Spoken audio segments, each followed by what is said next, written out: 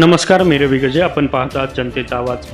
मालेगाव तालुक्यातील डोंगराळ येथे चिमुकलीवर झालेला अत्याचार व हत्येच्या निषेधार्थ उतूरला महिला भगिनींचा जन आक्रोश मोर्चाचे आयोजन करण्यात आले होते. यावेळी मेणबत्त्या पेटून चिमुकलीला भावपूर्ण श्रद्धांजली वाहण्यात आली. महिलांनी आपले मनोगत व्यक्त मांडताना तीव्र नाराजी व्यक्त केली. यावेळी उतूरच्या प्रांजल भाटे, छाया तांबे, शिवानी पन्हाळे, अलका मुळे, अक्षता पानसरे, मयुरी रसाळे, मनीषा खंडांगळे, संचिता खंडांगळे, पुष्पा गायकवाड, रेश्मा गायकवाड, सुरेखा गाठवे, जय बजरंग प्रतिष्ठानचे अध्यक्ष अनिल डुंबरे, रामदास तांबे, छबुराव तांबे, पांडुरंग ढोबळे, नयन डुंबरे, वैभव राऊत आदी मान्यवर उपस्थित होते. तसेच या मोर्चाचे नियोजन मनसेच्या महिला आघाडीच्या नेत्या प्रांजल भाटे यांनी केले होते. ग्रामस्थ मोठ्या संख्येने उपस्थित होते. जीवन म्हणजे काय असतं, महिला बाळपण म्हणजे काय असतं हे समजायच्या अगोदर ह्या 3.5 वर्ष अवघ्या कळीला या ठिकाणी जगाचा निरोप घ्यावा लागलेला आहे. प्रथमतः सर्व इथं उपस्थित आहे, सर्व उपस्थितांच्या वतीनं मी प्रथमतः यांना इथं त्या ठिकाणी आदरांजली वाहते. आपण पाहतो की महाराष्ट्र हा जो काही देश आहे, आपला जो देश आहे तो आपण म्हणतो शाहू फुले आंबेडकर यांच्या विचारसरणीने चालणारा असा हा पुरोगामी महाराष्ट्र आहे. एकीकडे आपण पुरोगामी महाराष्ट्र म्हणतो, शाहू फुले आंबेडकर यांचा वारसा सांगतो आणि दुसरीकडे आपण शतकामध्ये सुद्धा अगदी 3.5 वर्षाची चिमुकली जीवन म्हणजे काय हेच ज्या चिमुकलीला कळलं नाही. ती जी कळी आहे त्या कळीचं फुल होण्या अगोदर, तिचं जीवन उमलण्या अगोदर ह्या ठिकाणी तर काय आपली पुरुषी जी मानसिकता आहे त्या पुरुषी मानसिकतेनं ह्या 3.5 वर्षाच्या कळीला ह्या ठिकाणी तिचं जीवन भरण्याच्या अगोदरच ह्या ठिकाणी घोटलेलं आहे. म्हणजे अतिशय शोकांतिका. इथं आता स्टेजवर आम्ही महिला आहे, आम्ही समाजकारणामध्ये ह्या ठिकाणी वावरतो किंवा समाजामध्ये वावरत असताना, राजकारणामध्ये किंवा विविध क्षेत्रामध्ये वावरत असताना कुठंतरी आम्हालाही कुठंतरी मनामधून भीती वाटते की पुरोगामी समजणारा आपला जो महाराष्ट्र आहे तो महाराष्ट्र खरंच सुरक्षित आहे का?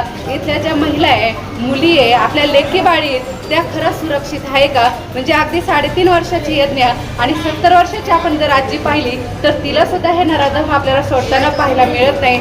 आणि ही सगळी परिस्थिती आपण जर पाहिली तर खरंच आपला पुरोगामी महाराष्ट्र कुठं चाललाय हा मोठा प्रश्न ह्या ठिकाणी उभा राहतोय. लांब मालेगावमध्ये, डोंगराळे गावामध्ये ही घटना झाली यज्ञासोबत, पण आपली जी काय शिवजन्मभूमी त्या शिवजन्मभूमीला सुद्धा ह्या ठिकाणी कलंक लागण्याचं काम ह्या ठिकाणी ह्या 8 दिवसामध्ये झालेले.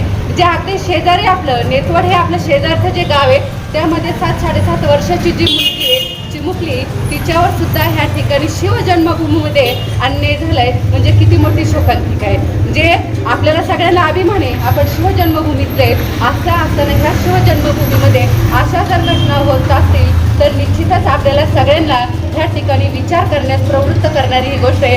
आणि कुठंतरी आपण जेव्हा पाहतो ह्या इतकं धाडस कसं आहे, 3-3.5 वर्षाची मुलगी आहे, तिच्यावर अन्याय करायचा, अत्याचार करायचा, तिच्यावर अतिप्रसंग करायचा आणि एवढ्यावर थांबता तिला अगदी मृत्यू तिचा त्या ठिकाणी किंवा तिचा जीव घेतला जातो. म्हणजे किती भयानक ही सगळी अवस्था आहे. आणि मग इतकं जी काय त्यांच्यामध्ये जी मुजोरी आहे किंवा इतकी हिंमत कुठून येते. आणि हा जेव्हा आपण विचार करतो तेव्हा कुठंतरी आपल्याला वाटतं की आपली जी काय शासन व्यवस्था आहे ती कुठंतरी कमी पडते का काय, किंवा जे कायदे जे आपले नियम आहेत ते कुठंतरी याला हे जे काही नराधम आहे यांना कुठंतरी इथं पडद्याआड घालतात की काय, असा प्रश्न ह्या ठिकाणी इथं आपल्याला पाहतो. आपण जर दुसरीकडे जर पाहिलं, दुसऱ्या देशांमध्ये जर पाहिलं, अशा जर घटना घडल्या तर त्या ठिकाणी फास्ट कोर्टमध्ये ती त्या ठिकाणी केस चालवून त्याचा 1-2 महिन्यामध्ये त्या ठिकाणी त्याचा निकाल लावला जातो. अत्यंत कठोर अशी शिक्षा त्या ठिकाणी दिली जाते. मात्र महाराष्ट्रामध्ये ही आपल्याला गोष्ट पाहायला मिळत नाही. आणि कुठंतरी आपल्या सगळ्यांना विचार करण्याला प्रवृत्त करणारी अशी ही सगळी बाब आहे. आपण जर आज पुढं आलो नाही, म्हणजे सर्वसामान्य नागरिकांच्या आधी लढाई झालेली, जर आपण जर पुढं आलो नाही, रस्त्यावर जर उतरलं नाही तर मला वाटतं आपल्या लेकी बाळी हे म्हणजे घराच्या बाहेर सुद्धा पडणार नाही. किंवा अत्यंत म्हणजे वाईट अत्यंत दयनीय अवस्था आहे. एकीकडे आपण 21व शतक म्हणतोय आणि दुसरीकडं आज बऱ्याच स्त्रियांना घरातच कोंडून घेण्याची जी वेळ आहे ती आल्याशिवाय म्हणजे आलेलीच आहे. आणि ह्यासाठी सर्वसामान्य नागरिक शासनाला या ठिकाणी जाग येत नाही. आपण पाहतो 15-15, 20-20 वर्ष हे खटले चालतात, मात्र कुठेही न्याय मिळालेला आपल्याला पाहायला मिळत नाही. आणि मग सर्वसामान्य माणूस जो जोपर्यंत रस्त्यावर उतरत नाही, ही लढाई हातात घेत नाही, तोपर्यंत मला वाटतं आणि सर्वसामान्य माणूस त्याच्यामध्ये महत्त्वाचं आहे, पण मला वाटतं की आम्ही सगळ्या ज्या महिला आहेत त्या महिलांनी खरं ह्या ठिकाणी एकजूट दाखवली पाहिजे. आम्ही रस्त्यावर ह्या ठिकाणी उतरलं पाहिजे. आम्ही शेवटी कोण आहे, माणसाचे. आपण जर आपल्या इतिहास पाहिलं तर मातृसत्ताक असणारी आपली ही व्यवस्था आहे, मात्र आज इतकी वाईट अवस्था 3-3.5 वर्षाच्या मुलीचं जगणं या ठिकाणी अवघड झालेलं आहे. आणि असं असताना आमच्यासारख्या ज्या महिला आहेत त्या महिलांनी ह्या ठिकाणी रस्त्यावर उतरून खऱ्या अर्थानं हक्काची जी काय आपली लढाई आहे किंवा न्यायाची जी लढाई आहे ती ह्या ठिकाणी लढली पाहिजे. तरच खऱ्या अर्थानं मला वाटतं कुठंतरी हे सगळं याला कुठंतरी पायबंद बसला पाहिजे. आणि शासनाला सुद्धा आमची कळकळीची विनंती, एकीकडे आपण 50% आरक्षण आहे, मातृसत्ताक पद्धती म्हणतो, स्त्रियांचा आपण इथं गुणगौरव करतो, एकीकडे राजमाता असतील, अहिल्याबाई असतील, अशा अनेक किंवा सावित्रीमाई असेल यांचे आपण दाखले देतो. आणि आज आपल्या ह्या चिमुकल्यांवर, आपल्या ह्या लहान मुलींवर हीच अवस्था येते किंवा ही वेळ येते जे कुठेतरी विचार करण्यास प्रवृत्त पडणारी अशी ही घटना आपल्याला या ठिकाणी तर पाहायला मिळतं. लवकरात लवकर या ठिकाणी ह्या नराधमाला फाशीची शिक्षा या ठिकाणी झाली पाहिजे, तरच याला कुठंतरी ह्या घटनाला पायबंद बसेल असं मला ह्या निमित्तानं ह्या ठिकाणी सांगायचं आहे. पुन्हा एकदा ह्या चिमुकलीला ह्या ठिकाणी पूर्ण आदरांजली मी ह्या सर्व उपस्थितांच्या वतीने करते. ह्या ठिकाणी थांबते. जय जिजाऊ, जय सावित्री. आज आपल्या छत्रपती शिवाजी महाराजांच्या महाराष्ट्र भूमीत म्हणजे जुन्नर तालुक्यात सुद्धा ही घटना घडली आहे की जी मालेगाव तालुक्यामध्ये डोंगराळे गावामध्ये एक चिमुकली यज्ञा नावाची जी एक मुलगी आहे तिच्यावर खूप नरभक्षकांनी म्हणजे बिबट्याच म्हणू आपण त्याला, सध्या बिबट्याचा वावर खूप चालला आहे. तर एकंदरीत तो बिबट्याच आमच्यासाठी तर जे नरभक्षक लोक जे आहे, जे छोट्या चिमुकलीवर अन्याय करतात, अत्याचार करतात, घृणास्पद आहे. हे एकदम गलिच्छ पद्धतीनं जे वागणूक करतात आहे ते अशा नरधमाला शिक्षा मिळालीच पाहिजे. आपल्याला यज्ञासारख्या चिमुकलीला न्याय मिळालाच पाहिजे. मी तर म्हणते की सध्याचे जे सत्तेवर जे आहे त्यांना ते न्याय देत नाही. जे आता बरेच जण जे अत्याचार करतात त्यांना न्याय देऊ शकत नाही, अशांना आपण निवडून देतो. ही खूप लज्जास्पद गोष्ट आहे असं मला वाटतं. आणि आज स्त्री ही केवळ घराचा नव्हे तर संपूर्ण जागतिक महिला हिंसाचार निर्मूलन दिनानिमित्त आपण हा एक यज्ञाचा कार्यक्रम, यज्ञाला न्याय मिळवण्यासाठी हा कार्यक्रम आपण केलेला आहे. मेणबत्ती कॅन्डल लावून आणि जाहीर निषेध करतोय आणि काळ्या फिती लावून निषेध करतोय. खूप लज्जास्पद गोष्ट आहे.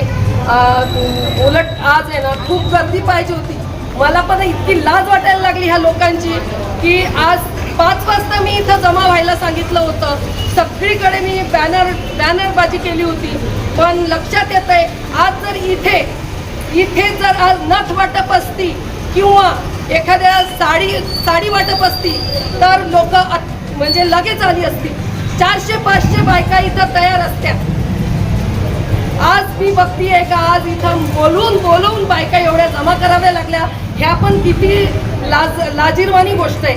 प्रत्येकाला मुली आहे, प्रत्येकाला मुलं आहे. आज मुलांचं सुद्धा शोषण होतंय. अवस्था इतकी घाणेरडी झालेली आहे महाराष्ट्राची की भयानक परिस्थिती झालेली आहे. आज देशमुख सारखा व्यक्ती त्याला हे केलं जातं, मारलं जातं. पण वाल्मिकी हा अजूनही जेलमध्ये आहे, त्याला सुद्धा फक्त अटक झालेली आहे. चांगला खातो पितोय राहतोय. आणि शिवाय हा पण यज्ञाचा जो अत्याचारी आहे तो सुद्धा अजून पण तो जेलमध्ये आहे. त्याला मी म्हणते की शूट आउट केलं पाहिजे, फक्त शूट आउट.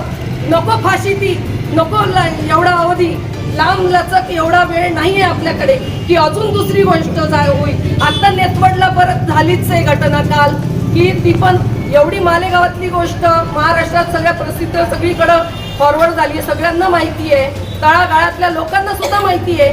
तरीही नेतवडला ही घटना झाली.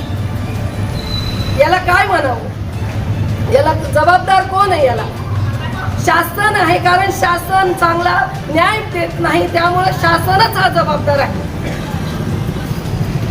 परत परत ह्या गोष्टी न होण्यासाठी आमच्या एवढ्या केल्याने न्याय मिळणार नाही मला माहिती आहे, तरीही एक छोटीशी आमच्याकडून एक छोटासा प्रयत्न आहे हा आमचा, की यज्ञासारख्या चिमुकलीला न्याय मिळालाच पाहिजे. अशा या वर्षातच मी सांगते की 5-6 विषय असे झालेले आहे की अक्षरशः बाई जातीने जावं की नाही